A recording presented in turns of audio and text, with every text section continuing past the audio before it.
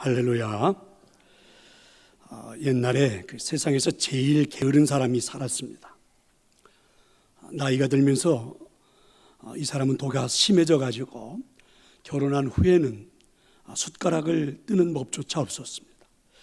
그런데 어느 날 부친상을 부인이 당해가지고 보름가량을 먼 친정집에 다녀와야 할 일이 닥친 겁니다.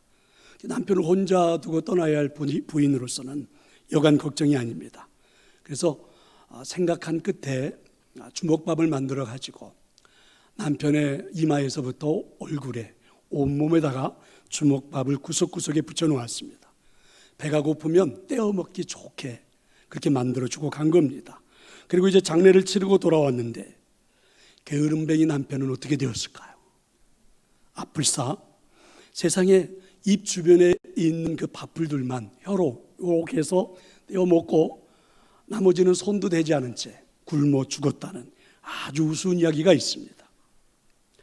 게으름이라고 하는 단어의 뜻은 히라보로 보면 이 아케디아 이렇게 말하는데요, 돌보지 않는다, 무책임하다, 이런 의미를 담고 있습니다. 오늘 본문과 연결해 본다면 히스기야 왕이 이스라엘 백성들이 겪고 있는 그 고통 그리고 환난, 이 모든 것들의 원인을 하나님과의 관계에서 찾는데 그 핵심은 백성들의 게으름이다, 이렇게 오늘 히스기야 왕은 말하고 있습니다. 그게 이제 6절부터 7절의 말씀인데요, 6절과 7절의 말씀을 보면 이렇게 말하죠.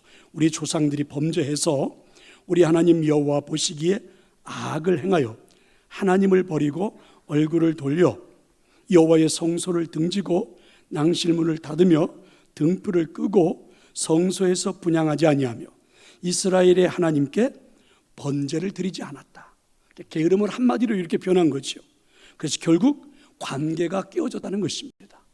게으름으로 인해서 하나님께 나아가지 않으니까 하나님께 버림을 받은 것입니다. 하나님이 먼저 버린 게 아니라 이스라엘 백성들이 먼저 하나님을 떠난 것입니다. 그래서 이 말씀을 놓고 보면 아주 중요한 이런 논리가 하나 성립이 되죠. 죄가 무엇을 행함으로 온 것이 아니라 무엇을 하지 않음으로 찾아왔다. 그게 바로 죄입니다. 흔히 우리가 게으름을 사실은 죄라고 인식하지는 않아요. 게으름이 죄일까? 단순하게 우리는 생각하는데 그렇지가 않습니다. 이 게으름은 사실은 아주 참혹한 결과를 우리에게 가져다 주는 것입니다. 게으른 자의 특징이 있죠. 늘 인성에서 비법을 찾습니다. 흔히 한방을 찾죠. 대박을 찾습니다. 그런데 비법을 찾는, 한방을 찾는, 대박을 찾는 사람들과 반대되는 것은 아주 우직하게, 성실하게 하루하루를 살아가는 사람들입니다. 영화를 보면 종종 이런 경우들이 나타나지요. 한 제자가 스승을 찾아와서 좀 무술을 배우려고 합니다. 그러면 그 스승은 그 찾아온 제자에게 어떤 비법을 가르쳐 주기 전에 가장 중요한 기초부터 가르쳐 주려고 하지요. 그런데 스승은 그 비법보다는 기초에 아주 충실하게 이 제자를 가르치다 보니까 그저 힘들어 하잖아요. 그러니까 기본에 충실하기 위해서는 사실은 어떤 비법도 필요하지 않습니다. 가장 기본적인 것은 한 발 한 발 걸어가는 것밖에는 없습니다. 미국의 켄터키 대학의 전설적인 감독이었던 릭 파트너라고 하는 감독이 있습니다. 이 사람이 굉장히 위대한 성공을 거둔 감독으로 알려져 있는데 한 고등학교 여자 농구팀을 맡았습니다. 그래서 성공적으로 그 농구팀을 올려놓았는데 이 농구팀은 이름도 없는 그저 시골에 있는 잘 알려지지도 않은 그런 농구팀이에요. 그런데 이 감독이 개발한 압박 수비 전술로 많은 승리를 거둬가지고 그리고 갑자기 전국에 뛰어난 한 여자의 농구팀이 된 겁니다. 그래서 사람들이 그 전술을 배우러 왔습니다. 파티노 감독은 아낌없이 가르쳐 주었습니다. 그 비법을 쓸 수 있는 팀들이 그런데 한 팀도 없었어요. 이유는 비법을 사용하기 위해서는 엄청난 체력이 있어야 되고 뼈를 깎는 듯한 훈련이 필요한데 다른 팀들은 그런 노력을 하지 않았기 때문에 그렇습니다. 문제는요, 비법이 있는 게 아닙니다. 최고가 되는 방법을 모르는 것도 아닙니다. 힘든 길을 가기 싫어하는 것입니다. 비법을 몰라서가 아니라 그 비법을 활용하기 전에 기본적으로 해야 하는 그 무서운 대가를 감당하지 않으려고 하기 때문에 그렇죠.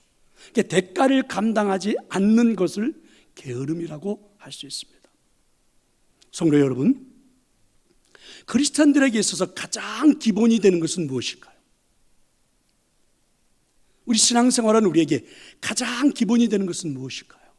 그것은 바로 하나님을 예배하는 것 아닐까요? 혹시 우리는 하나님을 예배하는 일을 게을리하면서 어떤 특별한 비법을 찾고 있는 것은 아닐까? 하나님을 예배하는 일에 전력을 기울이지 않으면서 혹시 대박을 기대하고 있는 것은 아닐까?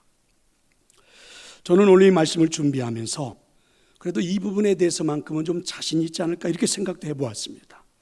굉장히 부지런하게 인생을 살아왔다라고 생각을 한 거거든요. 그런데 마음속에 부끄러운 마음이 떠오르기 시작했습니다. 부지런하게 살아왔다. 무엇에 대한 부지런함이었을까? 게으름이라는 것은 무엇에 대한 게으름일까? 결국 내가 부지런하게 인생을 살아왔던 것은 내 삶에서 내가 정해놓은 우선순위에 따라서 열심히 살아왔을 뿐이지 정말 하나님 앞에서도 부지런했을까? 그러니까 하나님의 그 주시는 삶의 앞에서 부지런하게 인생을 살아온 것일까? 이런 자책이 제 마음에 떠올랐습니다. 우리가 흔히 노름하는 사람들 있잖아요. 여러분, 이 사람들 놓고 우리는 허송세월을 한다 이렇게 핀잔을 줍니다.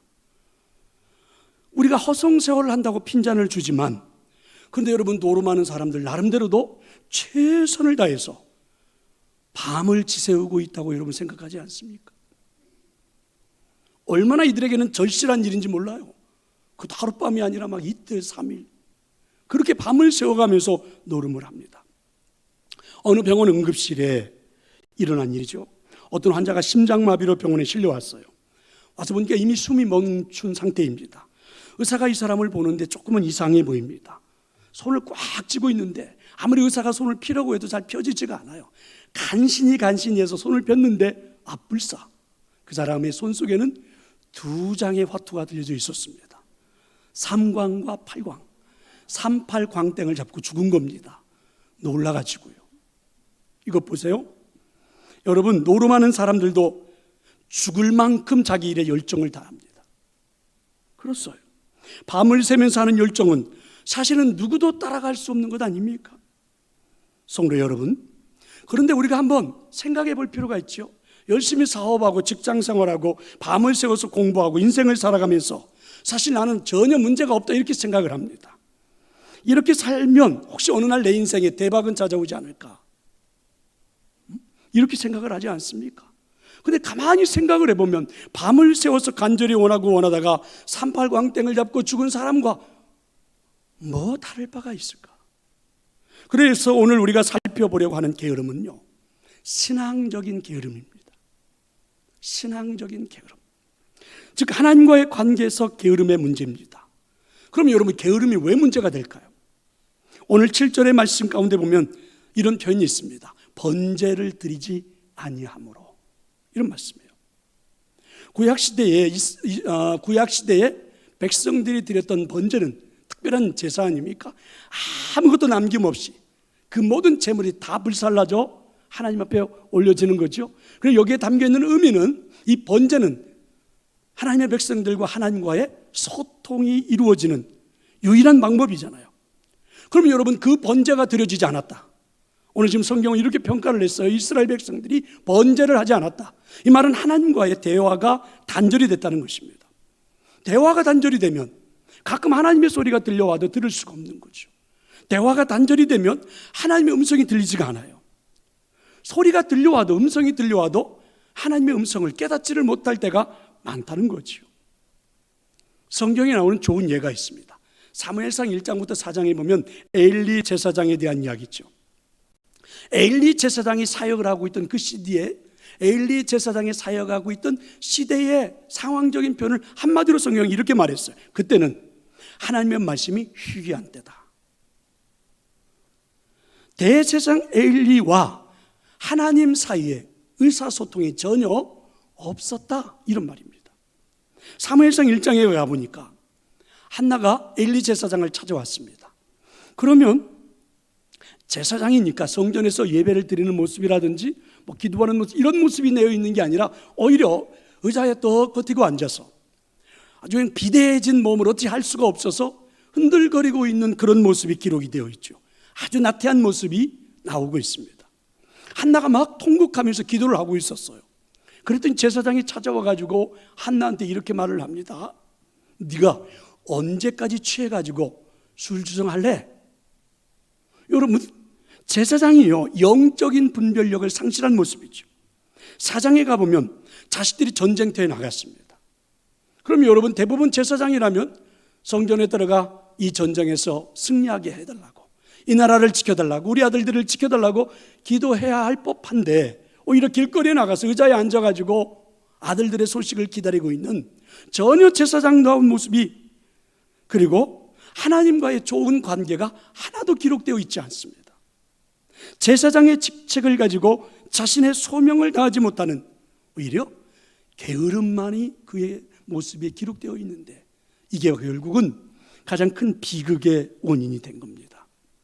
그래서 오늘 말씀에 돌아와 보면 히스기야 왕은요, 왕으로 등극을 했습니다. 첫째 해 왕으로 등극한 그 첫째 해 첫째 달에 백성들과 그리고 자녀들을 다 모아놓고 뭐라고 말합니까? 게으르지 말라. 게으르지 말자. 게으름으로 인해서 우리나라에 비극이 찾아왔다는 거죠. 게으름으로 인해서 하나님이 분노하게 됐고, 그리고 게으름 자체가 우리를 이렇게 만들었다고요. 그래서 게으름보다도 더 비참한 건 게으름으로 인해서 우리에게 찾아오는 비극이라는 겁니다. 8절과 9절의 말씀을 보니까 너무 참혹하잖아요. 자, 여러분 8절과 9절의 말씀을 한번 읽어봅시다. 여호와께서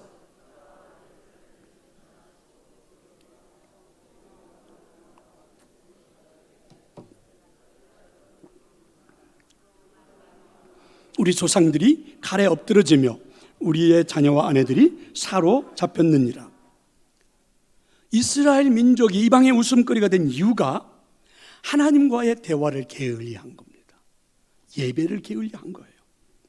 게으름의 무서움은요, 우리가 게을러지기 시작하면 민감성을 잃어버립니다. 그래서 엘리 제사장이 게을러지면서 민감성을 잃어버리니까 자기의 자식들이 얼마나 타락하고 못된 자식들이 됐는지를 전혀 모르다가 자식들이 다 죽은 거예요. 자기보다도 먼저 하나님의 진노를 받아서. 오늘 히스기야가 말하잖아요.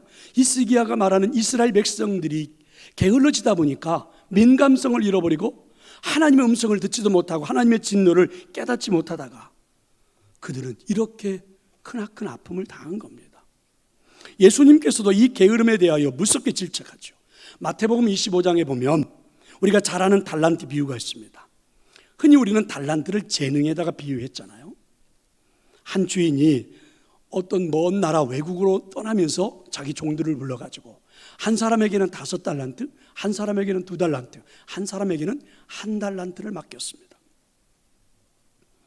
그리고 이제 오랜 시간 후에 이 주인이 돌아와 가지고, 그리고 이제 종들을 불러가지고 무엇을 했는지 결산을 합니다. 그런데 여러분 유심히 볼 필요가 있습니다. 주인의 관심은 얼마를 남겼느냐? 사실은 이것보다 이 종들이 그것을 가지고, 달란트를 가지고 무엇을 했느냐, 여기에 더 큰 관심이 있었습니다. 그러자 주인은요, 이 중에 가장 중요했던 1달란트 받은 사람, 아무것도 하지 않은 땅에 묻어두었던 그 1달란트 받았던 종에게 이렇게 말을 하죠. 게으르다. 이렇게 질책한 게 아니라 악하고 게으른 종아, 아주 무섭게 질책했습니다. 게으름이라는 것이 악하다는 거예요. 그게 오늘 말씀도 마찬가지입니다. 6절에 보니까 우리 조상들이 범죄하여 우리 하나님 여호와 보시기에 악을 행하여 하나님을 버리고 얼굴을 돌려 성소를 등지고, 여호와 보시기에 악을 행했다는 말이 계속 나오죠. 악을 행한 것은 하나님에게서 얼굴을 돌려버려가지고 성소를 등지고, 그러니까 하나님 앞에 예배하는 일들, 하나님과 소통하는 일들이 게을러졌다는 말입니다. 게으름이 죄인 것은 우리가 게을러짐이 반복되다가 보면 우리가 해야 할 일들, 그리고 하나님께서 우리를 택하여 주신 중요한 것 중에 우리가 해야 할 일을 잃어버리는 거예요. 그게 7절에 나오는 게 낭실문을 닫아버리고 등불을 꺼버리고 성소에서 분향하지 않고, 그러니까 예배하지 않은 내용을 그렇게 구체적으로 표현한 겁니다. 예배하지 않는 자가 되었다. 그렇습니다. 그럼 죄가 무엇일까요? 죄는요, 하나님 우리를 만들어 놓으신 창조의 목적대로 우리가 살지 않는 게 죄입니다. 하나님 우리를 만들어 놓으신 이유, 우리를 만드신, 이 땅에 보내신 창조의 목적은 하나님을 예배하는 일이에요. 근데 우리가 그 일을 하지 않음으로 인해서 하나님과의 단절이 되어버린 겁니다. 그리고 더 중요한 것은, 여러분, 하나님과의 소통이 단절되는 이 게으름의 문제는, 자 보세요, 하나님의 소리를 못 듣는 것만이 문제가 아니에요. 우리가 주변의 소리에 귀를 기울이게 된다는 겁니다. 하나님의 소리는 안 듣고 내 삶의 주변에 나는 소리들에게는 자꾸만 우리가 마음과 생각이 빼앗긴다는 것이죠. 그럼 여러분, 주변의 소리들은 늘 우리한테 무슨 소리를 전해줍니까? 아마 여러분 곰곰이 생각해 보세요. 이 한 주간 살아온 내 삶을 시간을 돌려보면, 아마 여러분이 살아왔던 삶을 다 녹화해서 여기서 한번 들어보면 한 주간 내내 여러분들이 들었던 소리들은 염려, 불평, 걱정, 원망, 짜증, 바이러스가 어떻다, 대통령이 어떻다, 뭐가 어떻다, 온갖 난무하는 염려와 근심과 걱정과 불평의 소리만 잔뜩 들은 것이죠. 잠언 22장 13절에 보면 재미있는 표현이 있습니다. 한번 여러분 화면을 보세요. 한번 자세히 보세요. 이렇게 말해요. 게으른 자는 말하기를 사자가 밖에 있은즉 내가 나가면 거리에서 지키겠다. 얼마나 어처구니 없는 일입니까? 게으른 자는요, 밖에 나가면 사자가 있어가지고 내가 나가면 죽을지도 몰라, 이런 염려와 근심과 걱정에 쌓여서 나가지도 못하는 거예요. 주변의 소리를 듣는 것이 얼마나 위험한 일인지 모릅니다. 왜냐하면 내가 사실은 많이 듣는 그 소리가 나의 존재가 되어버리는 거예요. 지금 여러분들이 살아온 인생 가운데 그동안에 들었던 소리가 나를 그렇게 만든 거예요. 내 성격을, 내 존재를, 내 인품을, 성품을 그렇게 만들어버렸습니다. 만약에 우리가 하나님의 소리를 많이 들었다면 소명자가 되어 있겠죠. 복받은 자가 되어 있겠죠. 그런데 여러분, 세상의 소리가 우리에게 온통 들려져 있다면 원망, 불평, 짜증, 이런 게 여전히 우리들의 입에서 난무하고 있겠죠. 어떤 심리학자가 미국에서 아주 흥미로운 실험을 해서 연구 결과를 발표를 했습니다. 흑인들과 백인을 동시에 한 방에다 넣어놓고 이렇게 말을 했습니다. ZY 이것으로 끝나는 단어를 한번 연상해보라, 한번 이야기해보라, 이렇게 말을 한 거예요. 그랬더니 백인들은요, 이런 단어를 썼습니다. easy, 쉬운, 힘들지 않은, 아주 평온한. 그 다음에 cozy, 아늑한, 아담한, 이런 단어들이 연상된다고 백인들은 말을 했어요. 반면에 흑인들은 lazy, 게으른, 나태한. 이게 흑인들이 내뱉은 말들입니다. 그러니까 여러분, 자신들이 지금까지 들어왔던 말들이 그대로 나타나는 거죠.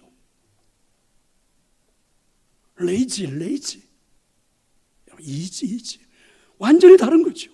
그러니까 결국은 자신들이 지금까지 들어왔던 말들이 자신을 그렇게 변화시키고 있는 겁니다. 세상은 우리에게 부정적인 것을 심어주기 때문에 위험합니다.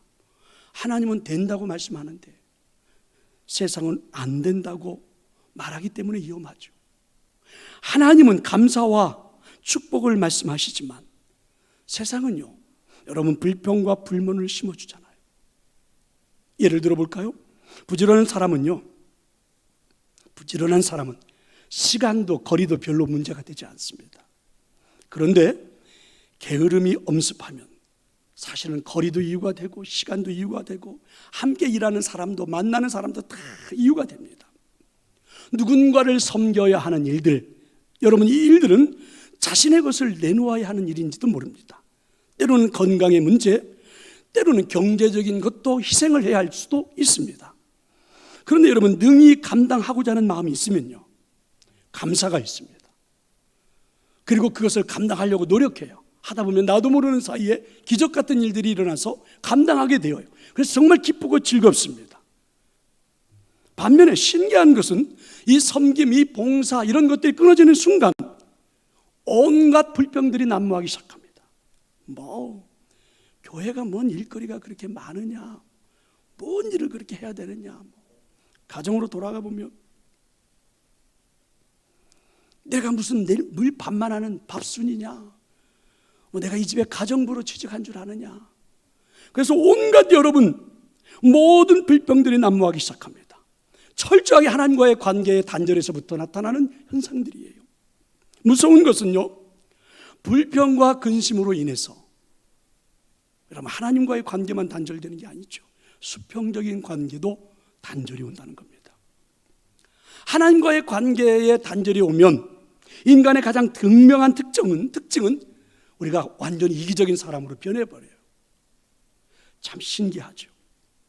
깨어진 가정, 자녀, 부부의 문제들은요, 사실 아무것도 하지 않는 게 문제가 아닙니다. 서로가 이기적인 생각을 가지고 자꾸만 상대방을 괴롭힙니다. 여러분 결혼을 왜 하십니까? 사랑해서 한 거 합니까? 행복하기 위해서. 그럼 여러분 희생하고 헌신하고 상대방을 위해서 최선을 다해주고, 그게 여러분 결혼의 목적이잖아요. 그런데 여러분 하나님과의 관계가 깨어져 버리고 난 다음에 우리가 이기적인 관계로 내 생각이 완전히 변해버리면 그 다음부터 내 사랑하는 그 상대방을 위해서 어떤 행동도 하지 않고 자꾸만 상대방한테 무슨 행동을 하려고 내 만족을 위해서 막 요구하다 보니까 깨지는 겁니다. 가만히 보세요. 가정이 힘들어졌다면 대부분 이럴 겁니다. 서로를 위한 부지런함이 사라져 버렸을 거예요. 계속해서 자신의 만족만을 채우려고, 그래서 나태함이 자리 잡고 있는 것 금방 알게 될걸요. 돌아가 보면 압니다. 하나님을 예배한다는 것은 철저하게 하나님의 관점에서 자신의 삶을 보는 것입니다. 아멘. 가정에 충실하다는 것은 철저하게 가정의 관점에서 자신을 보는 거예요. 아빠의 역할, 아내의 역할, 남편의 역할, 엄마의 역할. 그 관점에서 보면 뭐가 그렇게 불평이고 뭐가 그렇게 불만입니까? 사실은 여러분 소명에 충실하다는 것은 철저하게 부르심의 관점에서부터 인생을 보는 것 아닙니까?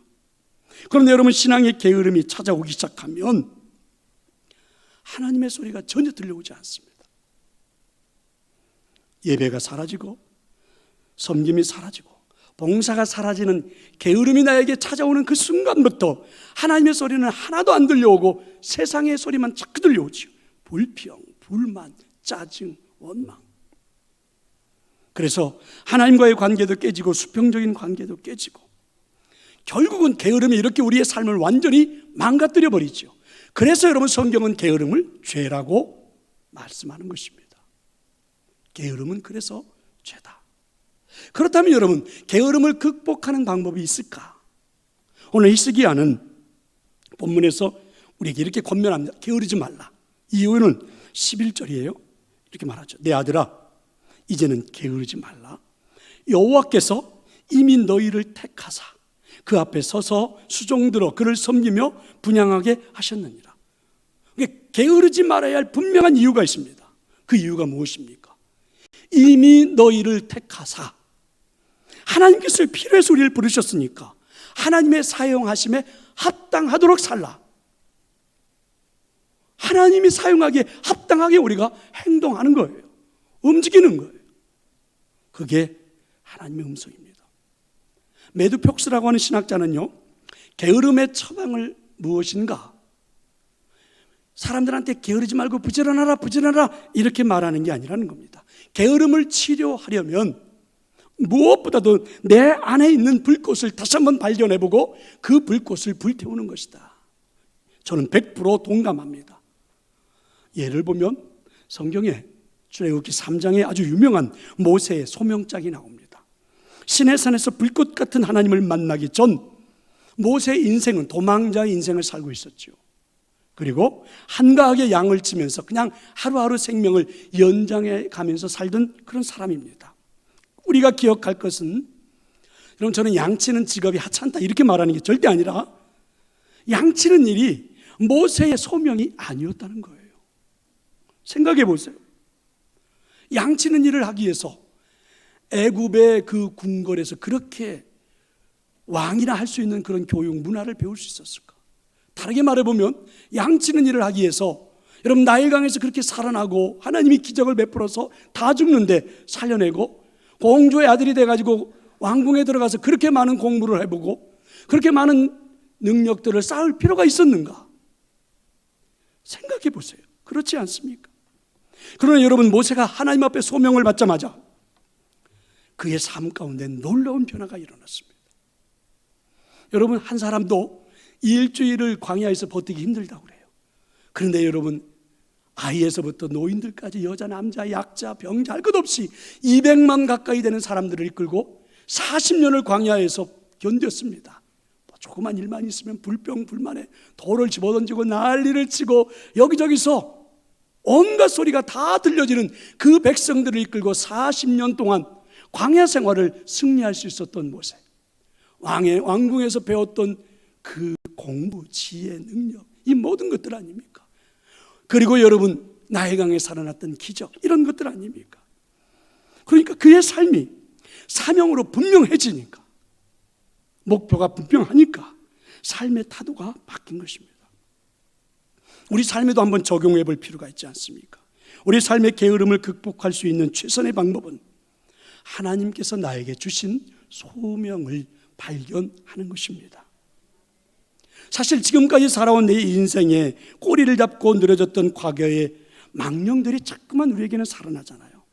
하나님 일을 하려고 하는데도 과거의 창피한 일들이, 과거의 경험들이, 과거의 관계가 자꾸만 나를 방해하고 그리고 나를 나태하게 만드는 경우들도 많이 있지요. 그런데 분명히 알아야 할 것은 내가 소명을 발견하고 그 소명을 위해서 분명히 서기 시작하면 사실은 과거의 일들은 아무것도 문제가 되지 않습니다.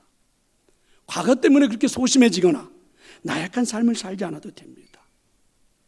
소명자는 집중력이 생기기 때문에 그렇습니다. 이런 이야기가 있습니다. 젊은 재상이 왕을 찾아와가지고 어떻게 하면 시험에 들지 않고 일을 할 수 있을는지 물었습니다. 그러자 왕은 젊은 재상에게 한 대접에다가 기름을 하나 주고, 그리고 이 기름을 가지고 어디를 갔다 오라. 시간은 1시간 안에, 절대로 이 기름을 다 흘려버려서는 안 된다. 만약에 1시간 안에 들어오지 못하고 그리고 기름을 흘려버리면 내가 너에게 엄벌을 내리겠다. 그리고 이제 이 사람이 출발을 하고 그 뒤에 군인들이 뒤따르게 했습니다. 이 사람이요, 정확하게 1시간 안에 그곳을 다녀 돌아왔습니다. 땀을 뻘뻘 흘리면서, 그리고 그 대접을 받더니 기름을 하나 다 쏟지 않은 채, 그리고 완벽하게 돌아온 겁니다. 왕이 물었지요. 너 모퉁이를 돌 때 거기 있었던 가게 보았니? 거기 쌀개가 있었고 그 모퉁이를 돌 때는 거기에 가구점이 있었는데 보았어? 그랬더니 이 재상이 대답을 합니다. 왕이여, 죄송합니다. 아무것도 보지 못했습니다. 기름을 쏟지 않으려고 집중하다 보니까 아무것도 눈에 들어오는 게 없었습니다. 이때 왕이 말하기를, 그렇다. 맡은 일에 충성을 하다 보면 사실은 시험에 들 겨를도 없다는 겁니다. 게으름을 극복하는 것은 소명과 관계가 있습니다. 우리가 살아가다 스스로 게으르다는 느낌이 들면 언제든지 먼저 점검해 보십시오. 나의 소명이 무엇인지, 나의 소명이 무엇인지. 게으름의 유혹이 내게 찾아오면 내가 해야 하는 일을 다시 한번 생각해 보는 것입니다. 바로 소명의 자리를 지키는 것이 굉장히 중요합니다. 그 소명의 자리, 가정에서는 아빠, 남편의 자리, 엄마의 자리, 아내의 자리, 자녀의 자리, 내가 직장을 다니고 있는 일터에서 나의 자리, 특별히 여러분, 우리가 교회 안에서 목사의 자리, 장로의 자리, 안수집사의 자리, 권사의 자리, 한 부서의 역할을 맡은 그 자리, 돌아보는 겁니다. 내게 주어진 일들, 소명을 생각해 보는 것입니다. 그러면 우리는 그 게으름을 극복할 수 있습니다. 저는 여러분이 능히 극복할 줄로 믿습니다. 또 하나 게으름을 극복하는 길은 성실함이 아닐까요? 사실은 여러분, 자기 자리를 지키지 못하기 때문에 일탈이 일어나는 것 아닙니까? 자기 자리를 지키지 못하는 마음이 어디서부터 시작이냐면 게으름에서부터 시작입니다. 한번 자리를 지키지 못하면요, 사실은 여러분 반복되지요. 그렇게 여러분 주일날 예배하는 일을 최선을 다했는데 어느 날 어쩔 수 없이 한번 빠져보고 나면요, 별거 아닌 것 같아요. 그럼 여러분 2번 빠지는 건 쉽습니다. 3번 빠지는 건 더 쉽고요.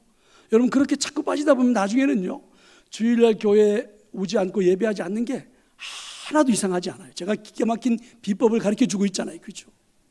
그리고 나중에는요, 아무런 느낌도 없습니다. 그냥 필요할 때 한번 오고, 목사님하고 좀 한 번 정도 만나고 싶을 때 한번 찾아오면 되고, 이렇게 우리는 변해가요. 그런데 여러분 한번 생각해 보세요. 계속해서 이 게으름은 우리의 발목을 잡을 겁니다. 저는 목회하면서 가장 고마운 교인이 있다면 언제나 그 자리를 묵묵히 지켜주는 교인이 그렇게 고마울 수가 없더라고요. 그런데 여러분 그런 마음은 하나님도 갖지 않을까요? 하나님의 마음에 흡족한 사람은 게으름에 떨어지지 않는 사람이죠. 이런 이야기 하는 거 많이 들어보셨죠? 스포츠에서 감독들에게 물어봅니다. 가장 고마운 선수가 어떤 선수냐? 그러면 대부분 감독들은 꾸준히 자리를 지켜주는 선수예요, 이렇게 대답을 합니다. 야구에서 매일 홈런을 치지 못해도 매일 경기에 출전할 수 있는 선수가 고맙고, 대기록을 세우는 그런 선수보다는 꾸준히 매년마다 10승 이상을 해주는 투수가 감독에게는 굉장히 고마운 선수죠. 그렇습니다. 게으름을 극복하는 방법, 극복할 수 있는 것은 신실함입니다. 신실함. 이 게으름을 극복한 사람들에게 붙여주는 벌목과도 같습니다. 혹시 여러분 교회에서 일하는 사람들을 헌신이라고 말하잖아요. 헌신. 왜요? 여러분 헌심이라고 말하지 않을까요? 마음심자를 써서 헌심이라고 말하지 않습니다. 오히려 몸심자를 써서 헌신이라고 말을 해요. 몸으로 움직이는 거거든요. 땀을 흘리는 수고가 있어야 되는 것은요. 게으른 자가 결코 할 수 없는 것은 헌신입니다. 몸으로 살아가다 보면 사실은 말이 줄어듭니다. 그런데 여러분 이 헌신을 하지 못하면 이상하게 말만 많아지는 게 특징이 아닙니까? 진짜 내 몸을 들여서 온전하게 헌신하다 보면 사실은 할 말이 별로 없습니다. 근데 여러분 내 몸이 전혀 들여지지 않는 가운데는 말만 무성한 거죠. 신실하기 위한 방법을 한 가지 제안합니다. 성도 여러분, 하루에 한 걸음씩만 나아갑시다. 게으름을 극복하는 신실함이란 한 걸음입니다. 게으른 자의 특징들을 보세요. 거대한 목표를 세워놓고 그 목표에 자기가 그냥 질려버리는 사람들 아닙니까? 평생 여러분 기도의 사람으로 살겠다, 저는 여러분의 그런 목표 원하지 않습니다. 내일 아침 새벽을 깨우면 돼요. 한 발 한 발, 한 발 한 발입니다. 여러분 나는 이제부터 정말 누구도 험담하지 않고 누구도 흉보지 않고 그렇게 살아가겠습니다, 그렇게 하기보다는 차라리 오늘 하루 여기다가 자크를 떼고 오늘 하루 말하지 않는 게 훨씬 낫습니다. 평생 거룩하게 살겠다는 다짐보다는 오늘 하루 내게 다가오는 유혹에서 이길 수 있는 신실함이 필요합니다. 여러분 유대인들이 만들어놓은 전성에 보면 노아가 방주를 짓는 120년 동안 방주를 짓는 일에 제일 먼저 시작이 뭐부터인지 아세요? 하나님한테 방주를 지어라 120년 동안 이 이야기를 듣고 노아는 나가자마자 나무를 심었다잖아요. 여러분 120년 동안 그가 해야 할 일들 중에 가장 중요한 일이에요. 나무를 심는 이 성실함부터 방주는 만들어진 겁니다. 가장 확실한 미래는 오늘 서 있는 그 자리에서 얼마나 성실했는가가 만들어집니다. 모든 신실함은 아주 작은 일에서부터 시작입니다. 하나님께서는 작은 일에 충성하는 사람에게 큰 일도 맡기십니다. 큰 일을 하기 위해서 작은 일을 소홀히 하는 사람은 사실은 작은 일도 하지 못합니다. 중요한 것은 신실함이 하루하루 한 걸음 한 걸음 살다 보니까 내가 되어 있는 거죠. 그렇게 여러분 신실하게 인생을 살다 보니까 어느 날 내가 이렇게 되어 있는 겁니다. 많은 사람이 영적으로 패배한 원인을 어디서 찾냐면 마귀가 나를 공격해서 그런다고 막 이야기를 해요. 근데 여러분 일리는 조금 있어 보이지만 그런데 여러분 100% 맞지 않습니다. 한 번만 더 생각해 보세요. 하나님께서 나를 어떻게, 우리를 어떻게 만드셨는지를 모르는 사람이 그렇게 저는 말한다고 생각해요. 생각해 보실래요? 우리의 몸은, 사람의 몸은 마귀가 만든 게 아니잖아요. 여러분 몸을 마귀가 만들었습니까? 사람의 몸은 마귀가 만든 것이 아닙니다. 하나님이 만들어 주신 줄로 믿습니다. 우리 몸은요, 구원을 받은 이전과 구원을 받은 이후와 똑같습니다. 마귀가 그런 게 아니라 하나님이 그렇게 만들어 놓으셨어요. 오늘 우리가 예수님을 구주로 영접하고 믿음을 가졌다는 그날 그 순간 내 몸이 여러분 마치 천사로 하늘을 날아다닐 것 같은 천사로 변하냐? 그렇지 않아요. 마귀가 우리를 그렇게 만들어 놓은 게 아니에요. 하나님이 우리를 그렇게 만들어 놨어요. 중요한 것은 내가 예수님을 구주로 영접하는 그 순간 내 안에는 신비한 기적이 일어났어요. 성령의 역사가 일어난 겁니다. 내게는 그런 기초가 있어요. 그걸 가지고 여러분, 하나님은 우리한테 내가 한 발 한 발 거룩한 삶으로 나를 만들어 가기를 원하는 거예요. 그래서 내가 거룩한 사람이 되어가는 것입니다. 예수 그리스도를 구주로 영접하는 그 순간 내가 이 세상에 천사처럼 되어 있는 것이 결코 아니란 말이에요. 안타깝게도 많은 사람들이 사실은 한 걸음 한 걸음 거룩한 습관을 만들어가는 일들을 자꾸만 거부합니다. 게을러서 예배하는 일도, 기도하는 일도, 말씀 안에 살아가는 일도. 그러다 보니까 우리가 결국 이렇게 되어버렸는데, 마귀가 나를 공격해서 그런다고만 자꾸 우리는 이상하게 누군가의 탓을 합니다. 아닙니다. 우리에게는요, 거룩하게 살 수 있는 모든 기초가 다 되어 있습니다. 중요한 건 내가 한 걸음 한 걸음 내디디면 돼요. 오늘 예배했으면 다음 주일도 예배하는 자리로 나오면 되고요. 오늘 여러분 하나님 음성을 들었으니까 기도의 제목을 가지고 내일 새벽을 깨우면 되고요. 오늘 주신 하나님 말씀을 가지고 내 삶의 현장으로 돌아가서 한번 실행해 보면 되고요.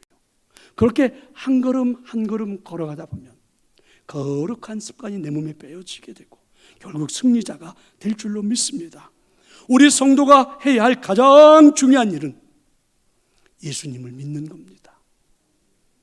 그게 가장 중요한 일이에요. 예수님 우리에게 행하라고 강요하지 않습니다. 대신 내가 너를 통해서 일할 수 있는 상태가 되어라, 하나님의 음성이에요. 거룩한 습관을 지니고 게으름을 극복한 사람에게 주시는 특권이 있습니다. 성실하게 하루하루를 살아가다 보면 거룩한 습관이 생기고 거룩한 습관의 삶을 살다 보면 오늘 내가 리더가 되어 있는 거죠. 사람들을 이끌어가는, 사람들을 복되게 만들어가는 리더가 되어 있는 것입니다. 사랑하는 성도 여러분, 게으른 자는 성실할 수가 없지요. 절대로 헌신하지 않을 것입니다. 우리의 인생에서 하나님께서 쓰시는 것처럼 복된 일이 어디 있습니까? 하나님의 은혜로 살아가는, 하나님의 쓰임받는 사람이 되어 있는 것처럼 복된 일이 어디 있습니까? 그렇다면 다시 돌아갑시다. 게으름은 죄악입니다. 결코 예배하는 일이 소홀히 되어져서는 우리 인생에 대박이란 없습니다. 비법도 없습니다. 여러분이 오늘 겸손하게 하나님 앞에서 예배하는 이 일 하나가 내 인생의 가장 아름다운 축복의 삶을 살아가는 비결입니다. 꼭 여러분 한 걸음 한 걸음 예배하는 자의 삶을 살아가는 우리 모든 성도들 되시기를 축원합니다.